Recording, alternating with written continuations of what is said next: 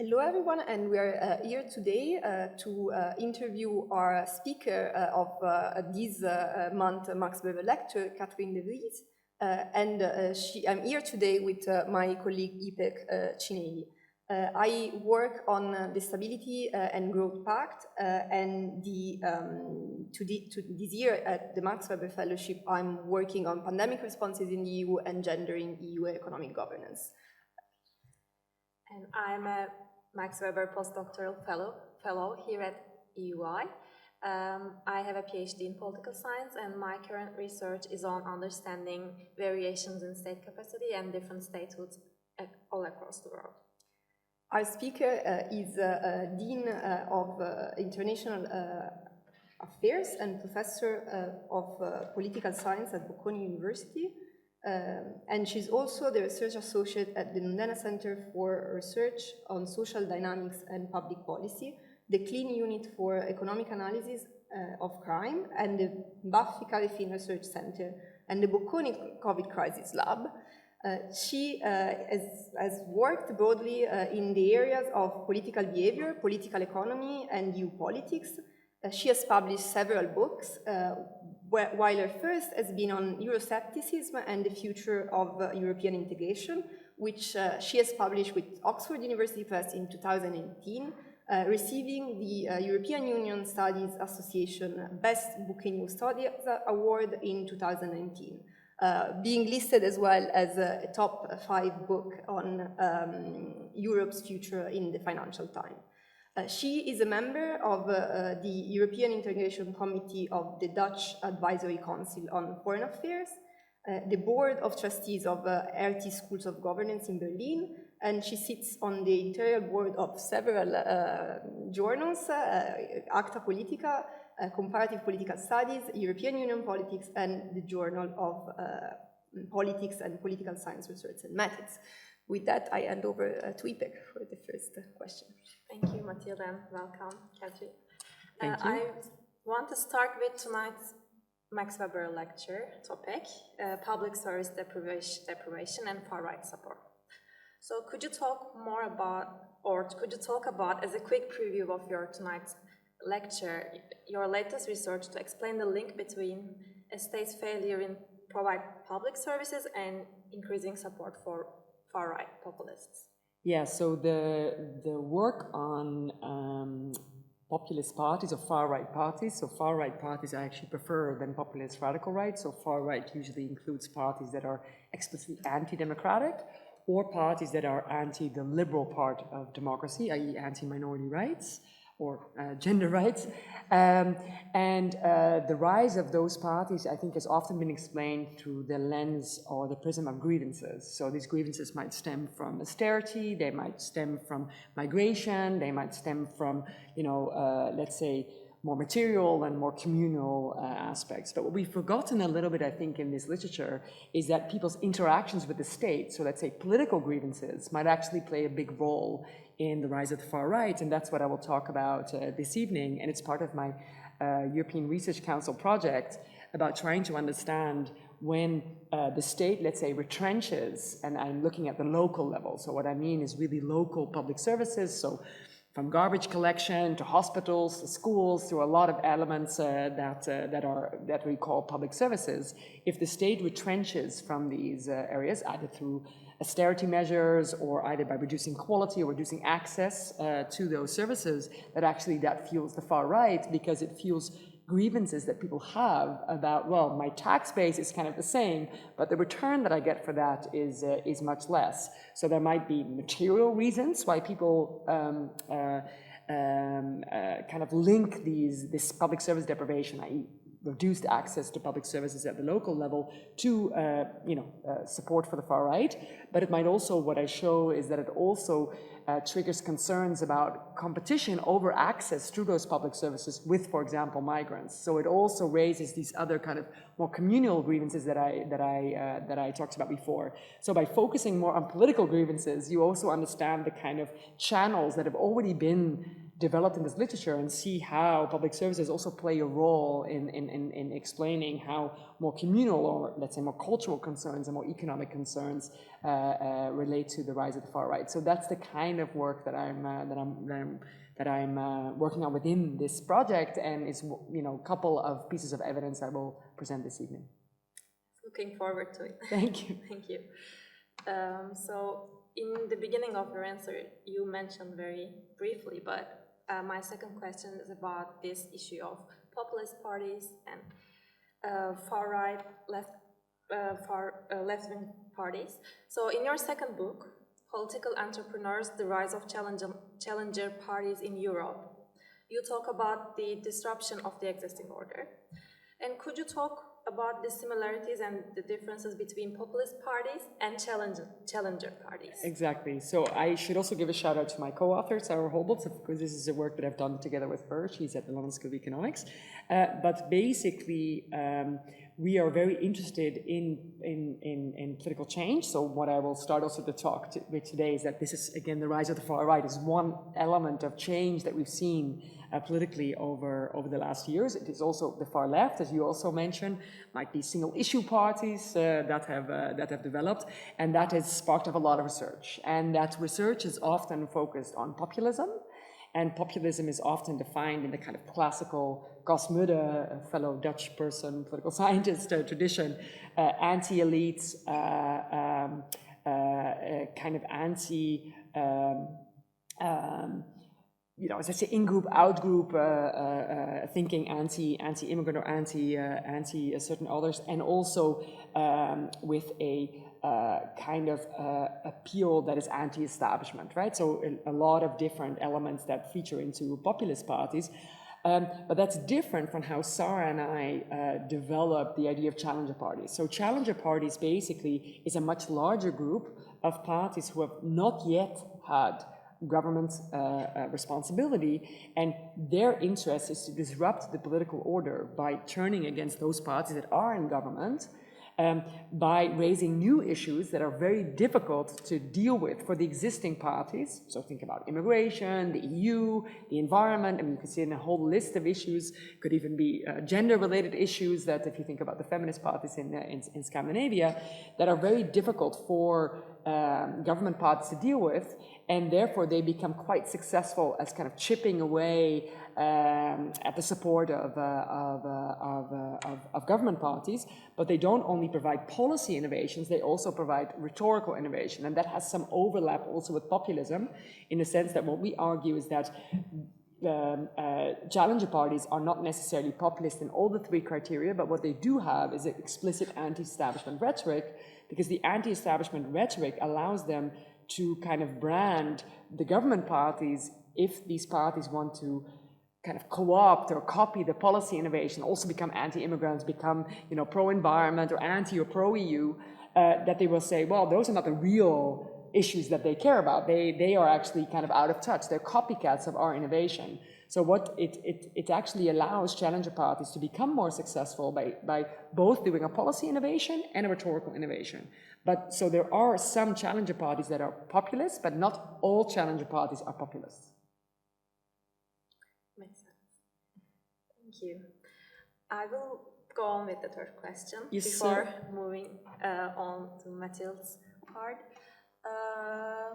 So related to this topic again. This is out of personal interest, but why do we have right-wing political entrepreneurs in some countries and left-wing one in others, or other types of entrepreneurs in other countries? So what is this variation? Exactly. So the challenger parties often do not necessarily what we talk about. So dominant parties are parties that are in government. They usually have gotten their advantage on traditional issues. So those traditional issues are more, let's say, left-right politics, state intervention in the economy, low taxes, these kind of issues, like what we would call the economic left-right dimension in political science. Challenger parties often try to raise issues that cut across this dimension in order to kind of make it difficult for dominant parties to respond, as I was referring to before. So in that way, Sarah and I don't really use the word left-wing political entrepreneurs and right-wing political entrepreneurs, because often these entrepreneurs don't talk about themselves as being left or right. So think even of a political entrepreneur like Macron in France, even though he's now a dominant party, but La République En Marche at the time, right, was not, right? It was a new party, newly formed. He actually, the 2017 presidential election in France was amazing because you had one challenger, which was Marine Le Pen, which was a person who'd never been president. Then Emmanuel Macron on the other side, of course, had been part of dominant parties before, but had charged a new party. And actually, both of them kind of explicitly rejected the language of left and right. So they talked very much about kind of more parochial politics or nationalist politics vis-a-vis more cosmopolitan politics, right, on that side. So what you often see is that why do you see different challengers? Because they take different, they try to introduce new issues into the political agenda, and they take very clear positions on those issues. If you would want to, just coming back to your question, if you would want to kind of talk about them as left or right, what you often get is that at the time when they develop, they often turn against the government that is in power then. So then if you had a right-wing party in government, you might see a left-wing challengers and the other way around, right? It's kind of a combination of that. But usually you see challenger parties both on the left and the right, if you wanted to use that language. As I said, it's maybe not always relevant in every context to call them that, but the reasons for their success is that they need to look different from the dominant parties. So what you saw in a country like Greece, let's take the total explosion of a political party, that you basically will have a party that really rallies against the policies that were introduced by the government, even though it was a left-wing government, but it put in a lot of cuts, right, in the 2008-2010 crisis. So the answer to that initially was Syriza, which turned against the cuts. So I think the kind of bottom line is that the kind of ideological positioning that a challenger takes is very conditioned by the position that the dominant parties or the government at that moment in time is taking, but that allows you to differentiate yourself and to seem as new and be a kind of credible outsider for voters to vote for. So that's I think the kind of answer I would give. Very interesting. Okay. Thank you very much. You're welcome. I would now continue in a way in these topics, but bring them in the arena of the European Union. Yeah. And then my question would be, again, with all this discussion in the back of our minds, what have been the implication, what are going to be the implication as integration has become more and more politicized? Yeah, so, well, that's a very important question. It's also very much related to my kind of first single-authored book on Euroscepticism.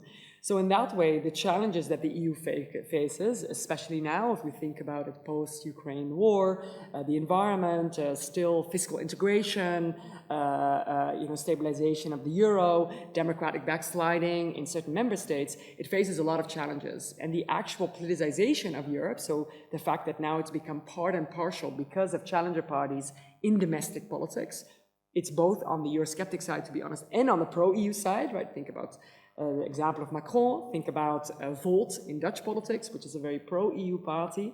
But that politicization of turning for and against the EU, or parts of the EU, if you will, almost comes at the worst time. So the European integration has to move forward, but the room to maneuver in especially the Council, where a lot of the big long-term developments of the European Union are taken, where the member state leaders negotiate, this has become very, very, very difficult. And I think the two dividing lines which are very difficult is one, fiscal integration and financial solidarity between the East and the West.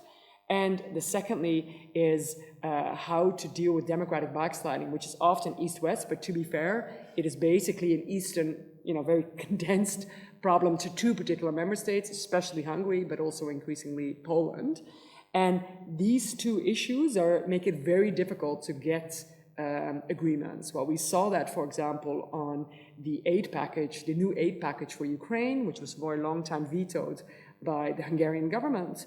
And then there had to be a compromise made by allowing some funds to flow towards Hungary, but not all, right? And having some what we call a conditionality or a rule of law mechanism, i.e. that funds in the future are going to be tied more to rule of law concerns. But yeah, the politicization in domestic politics by domestic entrepreneurs, by challenger parties, in this case, a challenger party that became a very successful dominant party, Fidesz, is really difficult for the EU to do it. On the other hand, you also see that the politicization, which ultimately I think also led to a referendum vote in the United Kingdom and ultimately Brexit, has also stopped some, especially Eurosceptic parties, from thinking, okay, maybe we shouldn't take it too far. So I think the real challenge for the EU is that now Euroscepticism is not necessarily in how I would call it exit skepticism of really leaving, but it's almost remain skepticism, if you will, where we are certain parties now that used to be challengers but are now in government, think also of Fratelli d'Italia in this country, in Italy, that they are not the most pro-EU, but they want to use the EU in issues that are beneficial to them, but also change the EU from inside. And I think that will be a key challenge. The EU has weathered it fairly well in recent years, I think, but there are big challenges ahead. Thank you very much. And you already introduced partially the topics of my next question. As you've mentioned, the many crises that have subsequently been facing as the European Union in the last decade, and democratic backsliding. And my question would be, especially thinking about how this evolved during the pandemic and how this crisis can also offer opportunities for this to develop, the lessons that we can take from the COVID crisis. So I think the lessons from the COVID crisis are kind of twofold. On the one side, you see an idea that often is also found within EU studies, that under pressure things get liquid, right? I mean, you can, that's a Dutch expression, I don't know if it translates into different languages, but the extent to which that you could actually get stuff done when you have a crisis, and that's what you saw, that the EU passed a Rubicon, right, which is to have a joint shared debt instrument, which was linked, of course, it is small, it's linked to Next Generation EU, but the overall kind of joint debt is kind of the size of Spain. That, of course, is limited. At a certain point, you phase that debt out, but it's considerable, right? So it's not in any way a debt-sharing instrument like you would have of where some people would like to see it, where the EU really would have some form of full fiscal integration. But that's been considerable. And that, I think, could only happen because the COVID crisis made it so clear that there could be another huge economic shock which would hit different member states differently and would ultimately, could have the possibility of destroying the monetary union, destroying the European project. So I think many member states were aware of that, and even the government of my own country, which is not known to be always that positive when it comes to debt sharing, the Dutch government, the leader of the so-called frugal four countries, went ahead, and it was particularly this, again, a French-German initiative, although the plan originally had come from the Spanish government, sort of Marshall Plan. It was much bigger, of showing almost double the amount, but of debt that ultimately got shared. But you saw that was possible. The same was the response actually to the Ukraine crisis, where the EU started to move in areas of foreign policy that it hadn't done before. When it comes to sanctions, when it comes to money, when it comes to weapon deliveries, even member states did it, but there was a lot of coordination out of the Commission. That's one end. The other hand is that you saw individual member states, especially, of course, you saw it in Hungary, where there was a state of emergency and a lot of power was concentrated even more towards the Orban regime. I think the issue is wrongly called democratic backsliding, because the important thing is that Hungary is no longer a democracy by any definition of a political scientist, especially the kind of very famous definitions by Wiedem, the Institute and the University of Gothenburg. This is not even a form of democratic backsliding, it's a form of increased, like autocracy, right? You do see democratic backsliding in a country like Poland, where it is very much about the political interference in the judiciary. And of course, the COVID crisis gave a possibility for some politicians to go further than they otherwise would.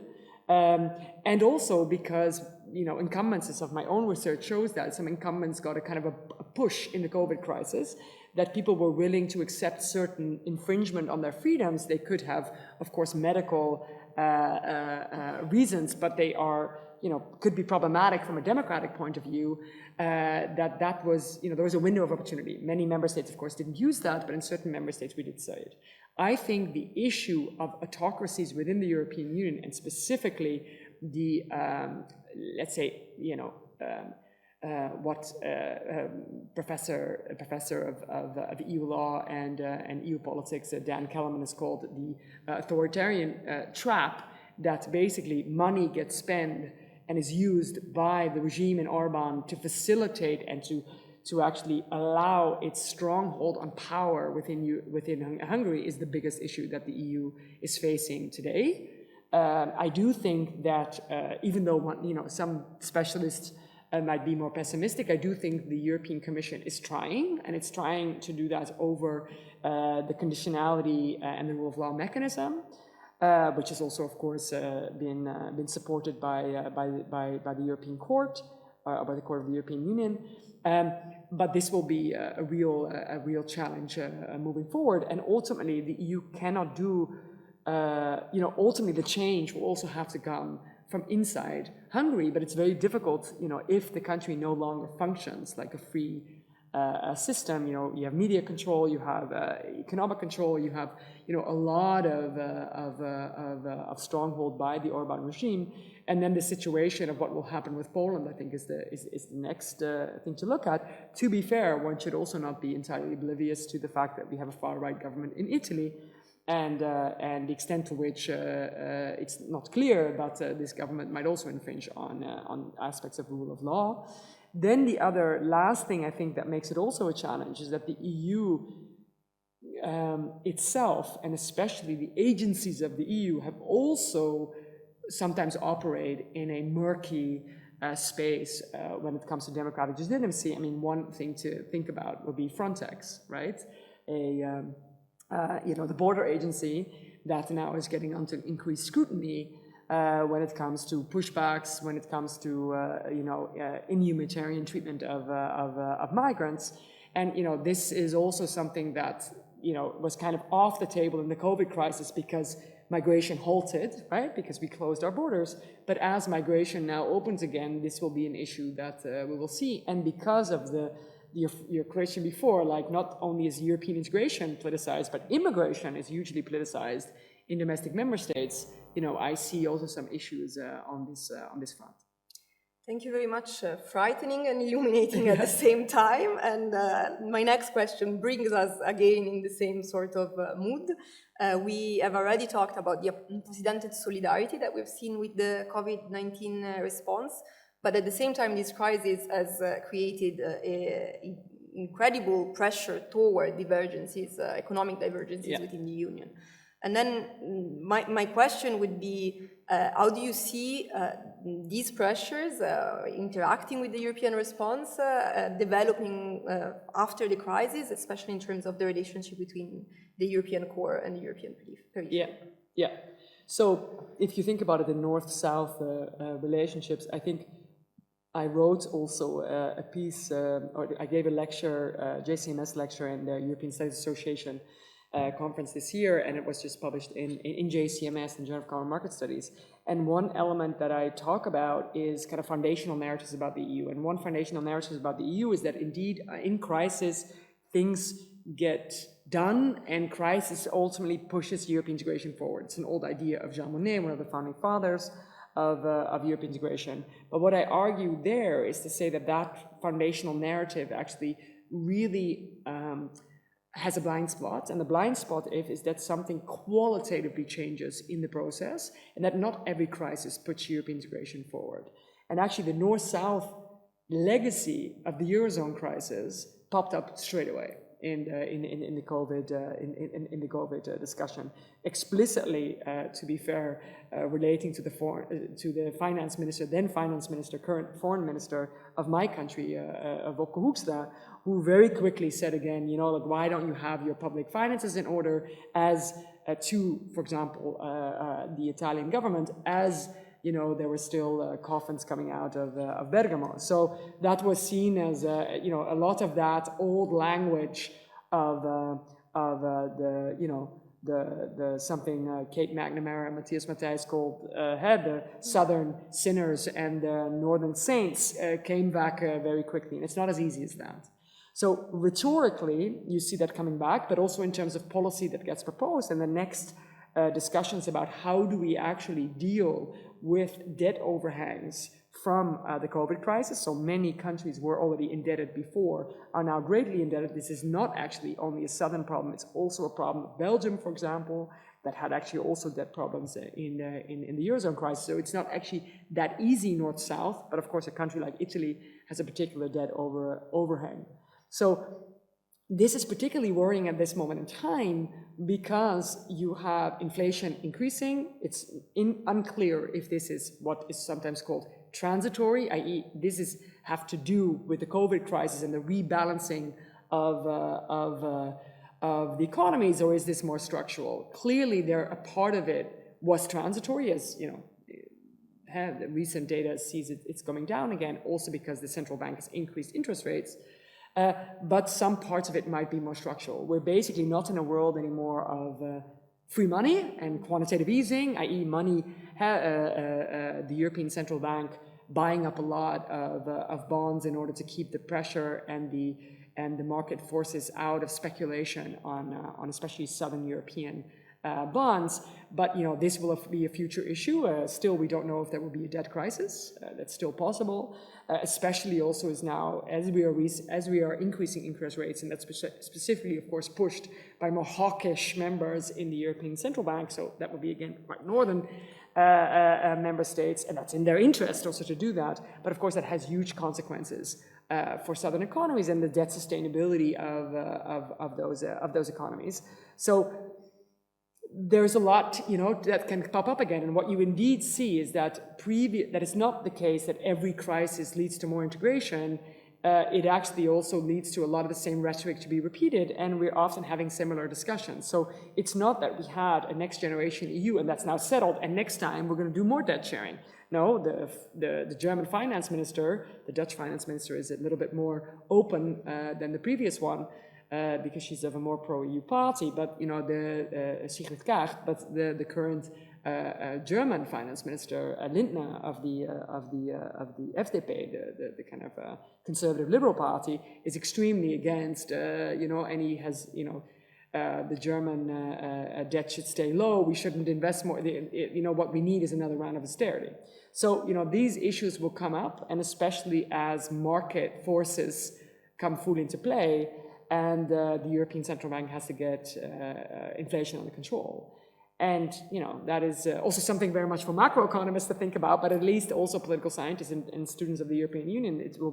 It's far from over, and we might be, you know, ahead of a serious crisis popping up, next to the rule of law crisis that we talked about, next to that we still don't have a solution for migration within the EU and how we deal jointly with migrants and the politicization of these issues. So, you know, it's always important times, but it's very important to realize that I think there is a slight qualitative difference again between 2008 and now, is that Brexit and the fallout of Brexit showed to many member states that leaving is perhaps more costly than, you know, giving in and doing something. But that doesn't mean that all these member states are now going to, you know, be totally willing to do some joint debt instruments. So, you know, like, it will be very interesting times. And then on top of that, of course, we have the green agenda, Fit for 55. We have a lot of other issues within the European Union, which are also increasingly getting contested at the domestic level. So, you know, like, there will be a lot of challenges ahead. And I think the first test for the European Union would be the European parliamentary elections of 2024. It doesn't look too bright today, as we've just heard big corruption scandals in the European Parliament. So, you know, there's a lot of stuff to work on, at least a lot of stuff for EU scholars to deal with. I guess we can see that as the upside of these challenges, thinking of another one, the reform of the Stability and Growth Pact. But moving on to the next question, yes, we stay in the topic of inequalities, but bringing it from the geographical perspective to the gender perspective. Yeah. Again, thinking about the pandemic and how this kind of impact clearly is heterogeneous and has worsened gender gaps. And then my question would be in terms of how do we recover in a way the ground that we have lost, and what are the policy priority in a sense in bringing gender equality at the center of the recovery? Yeah, so it's also very politicized because this is part and parcel also of a lot of far-right parties. Giorgia Meloni and her positions she wrote as the leader of Brothers for Italy, Fratelli d'Italia here in Italy, now Prime Minister of Italy, when she wrote a piece in Corriere della Sera, the kind of more conservative newspaper, that, you know, she's fighting for the right for women to be mothers. So this is ongoing also within those discussions. I think the data shows that it's actually the issue in Italy seems to be, and in many member states, the combination of being and a mother and working, or not so much in the mothers in and of itself. But I mean that's my opinion. The pandemic did a lot. I mean, what you saw in the we already talked about the 2008-2010 crisis. That was a he session. So that was a lot of issues in construction. Think about Ireland, think about Spain. There was a lot of manufacturing job loss. That were a lot of issues around that, and actually there were disproportional losses in the male side of the let's say the distribution when it comes to the workforce. The COVID crisis and the possible recession that we're heading into seems to have been more of a she session. So the extent to which, because of homeschooling, because of a lot of front-facing work that women do, think about nurses, think about people working in other forms of social care, that actually a lot of the jobs lost, or a lot of the, let's say, fatigues in the labor market, or other reasons also to either stop working or to lose your job, fell onto women, and a lot of the issues that were there and maybe not as seen or not as much in the public eye anymore, that women do disproportionate amounts of work at home with and without children, that kind of came to the fore again. Also, maybe third element is also, and I saw that also in you know, I also work as a dean in some of these areas, that we also saw a rise of mental health issues, and a lot of that fell on teenage girls. That part is also to do with social media, and then there's a lot of work in this area, but there is a long-term effect of this COVID crisis on gender equality. We were going, you know, there's been improvement into gender equality, but that improvement has not led to equal opportunities for men and women. It has still led to women, you know, basically having to put on their door in November that they, you know, they're going to work 1 month for free. That's about the amount of salary gap between men and women. Also, that there is glass ceilings for women. It's very difficult, as I said, to combine work and care. And that is even the case in the most gender progressive societies. There's a very important paper in economics using administrative data to show the child penalty for Danish women. So Denmark has, and I think there's similar work in Sweden. Denmark and Sweden are countries that are usually applauded as very, you know, you can have joint leave. Actually, you get a longer leave for your child when you jointly take it, both men or women, or to men, depending on how you organize and in which kind of relationship you are. But this actually doesn't still lead women to have a career gap and to have also less pay. So that also brings up the question, which policy should we introduce? Because apparently it's not only a policy issue, there's also, you know, gender norms. Some of my own work that I've done in the area, this is also quite a lot of work by my colleague Paola Profeta, who's a professor of public economics at Bocconi. She does a lot of work on gender in the labor market. So my own work on gender is actually focused on gender norms. where together with Diane O'Brien, when we're really looking at the effect of long-standing gender norms, we're comparing East and West Germany, where especially in post-communist states, there was much more an activation of women on the labor market. It didn't lead to them necessarily having top jobs, right? But a lot of women were integrated in the labor market. There was a lot of free childcare, and gender norms on average were more progressive than in West Germany, for example. And that often what we show in this particular paper, that also has these gender norms that are there in society make women more likely just to be active when it comes to politics. And actually, one of the mechanisms that we trace is actually that seems to stem from highly educated mothers. So there is a very long-term element. I mean, I'm a product of, and my sister too, who is a full-time works and very successful. Both we had a working mom and someone who was very, cared very much about the issue, highly educated. So I do think that there is a long-term factor that does not only stem from policies, but also about how gender is discussed in the family, and then you get into issues of where economists also work a lot, and the sociologists, of household bargaining, of being able to find a partner that is willing to also share the burden, right? So I think that it's too easy to just say that it's a policy issue, and oftentimes what we also, but then, it's very difficult for a state to also manage what people do privately. There's also choice, right?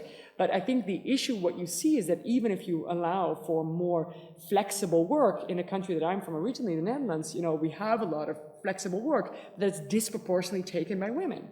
And then you cannot tell me that women have only the preference to take care of a child or only the preference to work part-time. No, this is probably also a reflection of a societal norm that women should take more responsibility, and that came out very much in the COVID crisis. So if I had the silver bullet and how to deal with gender gaps, I don't know. I think role models matter. I think role models in the family matter. I think changes in gender policy. But of course, policies need to be on par, and most policies in most countries are not on par, and they need to be extended. But I don't think it can only be done by policies. Something has to change in society as well. Thank you very much for this also gloomy picture. Well, but, academics, exactly. We have to. Thank you, Catherine. I will go on with the last question of our interview. So again, on this issue of inclusion and diversity, as a dean, you're also an advocate of inclusion and diversity in academia. So related to what you just talked about, gender issues, policy-oriented, or what about our daily lives. So how can we make inclusion and diversity genuine parts of our lives instead of being abstract concepts that discussed in academic environments? Yes, it's really important. I mean, now maybe relating it specifically to academia, because I can speak more to that. So academic institutions do not reflect the demographic composition of the countries that they serve. So that's a fact. Then, on top of that, we also can have, we often differentiate between demographic diversity, so that would be gender, ethnicity, religion, LGBTQ+, disability, mental health, a whole set of age, a whole set of characteristics that some can be seen, some are, you also have hidden disabilities, it's more difficult to see sometimes. Then another part of diversity is thought diversity, right? So the extent to which that you can also express different opinions in a respectful way, in a kind of safe environment, non-discriminatory environment. So we know, at least what we know from the demographic diversity, that we have an issue in academia, right? The thought diversity is probably maybe better than it will be in other sectors because it's part of the intrinsic academic approval of freedom of speech, freedom of thought. If it is within the law, right? But the issue then would be so what's the problem, and what should higher education institutions do to solve the problem? So the problem, in order to overcome and to get at more inclusive policies, so diversity is these differences, either in thought or in demography, and then inclusion are the policies, both the culture and the norms and the practices and the policies that we have in place in institutions. And inclusive, the hurdle to more inclusion in organizations, and therefore also not having these diverse workforces in the way that we would like them to have, is bias. So explicit bias, which often relates to discrimination, hate crime, sexual violence, harassment are often illegal, right? So that is kind of dealt with by the law, and that is the issue often is what we call implicit bias. So that's the extent to which that, let's say, Matilde, if she was a man, or you, if you're a man or a woman, that I might treat you differently because of your gender. I might treat you differently because of your nationality. I might treat you differently because of your height. I might, a lot of different reasons. Many of us, because they're implicit, that we don't really understand that we're doing it. And we might especially not understand when we do it, but we've never been exposed to someone of a different religion, of a different skin color, of a different background. And what we then often have to do is that these marginalized groups get marginalized implicitly, but then are already weaker in organizations. They have to point out to the dominant group, well, you shouldn't say that. So what we want to prevent that from happening. What we want to prevent is that basically institutions are aware of the fact that people might not only celebrate Christmas, but they might also celebrate Eid. They might also celebrate Yom Kippur. They might also celebrate, another holiday, right? Or that when we sit in a meeting, that the meeting stops in the middle of when people have to take their children from school, or that you might have elderly people that you need to take care of, or that a lot of different things that can arise. And often what you want to create is that there's sensitivity around these issues in the workforce. And the issue of getting there is very difficult. So there's been randomized controlled trials on what's called implicit bias training, so that you do coursework. It actually sometimes led to the opposite result. So when you remind people of implicit biases, they become you basically are telling them, oh, you should do better and you're doing something wrong, that it actually leads people to be defensive. So you have to strike a very good balance within your organization. But I think first it starts with aspiration, so honor codes, codes of conduct, then with very clear policies, so code of conduct, non-harassment, trustee persons, a lot of ways in which if there are issues, they're dealt with in a neutral way in an organization. They don't favor the dominant over the marginalized group within the organization. So that you can do the policy side and the practices side, but these norms and cultures, which is what we talked about when it comes to the gender gaps, that's really difficult. So then what you could do is, invite very diverse people to give talks on diverse topics to make people aware of that's happening. Also do some diversity training, but in a good way possible. Have, for example, not a one-shot course, but a long trajectory, have mentorships, have all kinds of interactions, team people up that don't necessarily always interact with each other to make sure that you facilitate understanding, but it's a very, very long trajectory. So the policies, I think, there's often where there's issues even in universities. Actually, a lot of firms, especially multinational firms, are way ahead of universities when it comes to these set of policies. But it cannot only be policies. You have some top US institutions that have great policies, but then a lot of issues still arise within their structure, or they didn't act upon them in the proper way. So you really need to also make sure that there is a culture of transparency, of speaking out, of marginalized people being heard.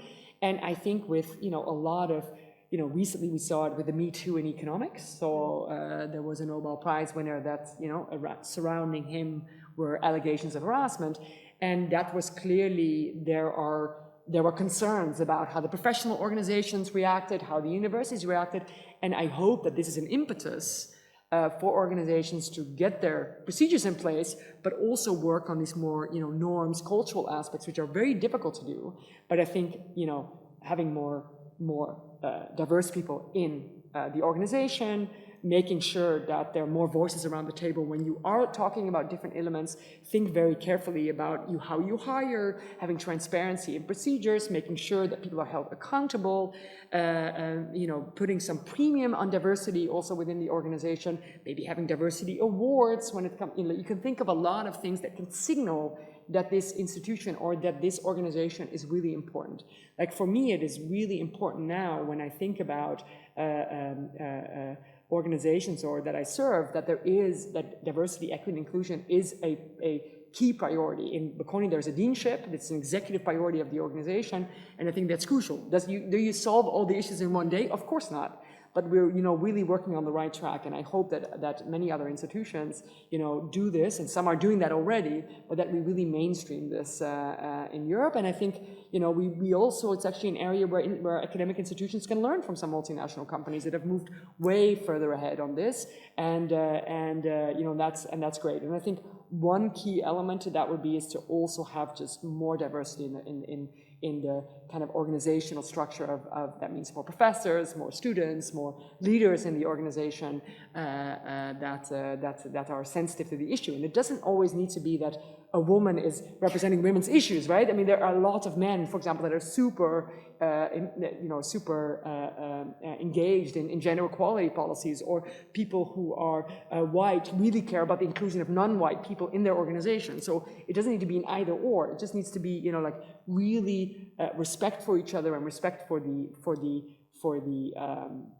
the position of someone else, and trying to be sensitive to that in an organization, so everybody ultimately can reach their fullest potential and feels that that the organization is their home. Thank you so much. You're welcome. And thank you very much for all your great answers to our questions. You're welcome. We're thrilled to have you here at EUI with us. Yeah. Well, thank you.